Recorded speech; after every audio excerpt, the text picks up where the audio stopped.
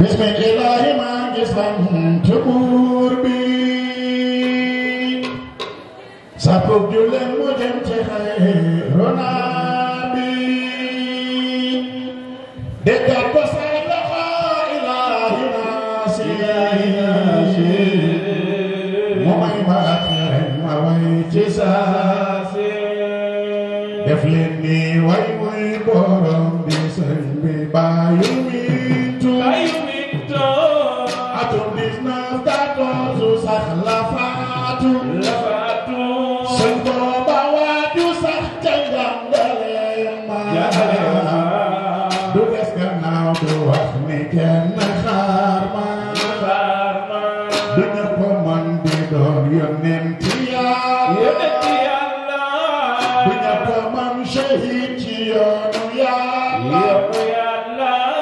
cëru xutba waliyu tam leneen la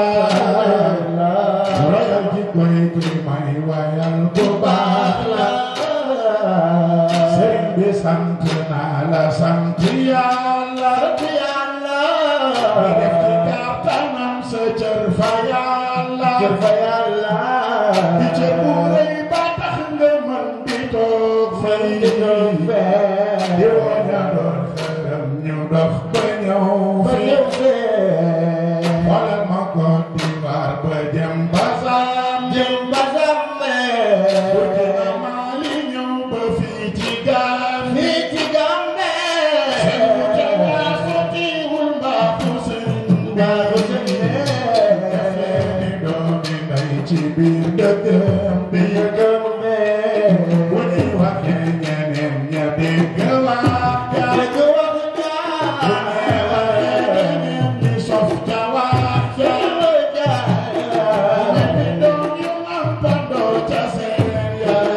yaay roy bëggee sëriñ bi moo kawe jazaaka góor gi tax ñu ràññee Yàlla defu ci ñun ñu xam ni buur bi Yàlla dundal ba bés mu rey la ba bés mu dekkalaat la taaj la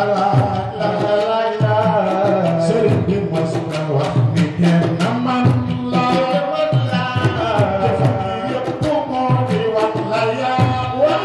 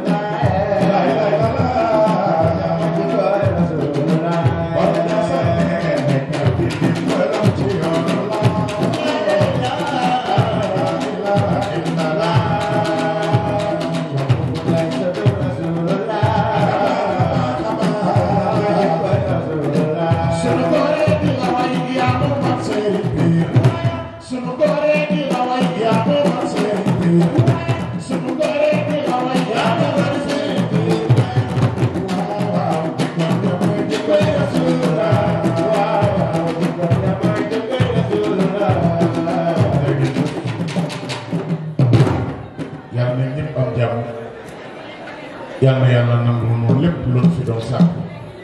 bi jaay sayyidil wujuud wa alimi Cheikh sallallahu alayhi wa sallam Babacar mi ngi guddi nga ñëw rek dugal Cheikh bu am ba kay jërëjëf Mbaye ñoo leen gën a bëgg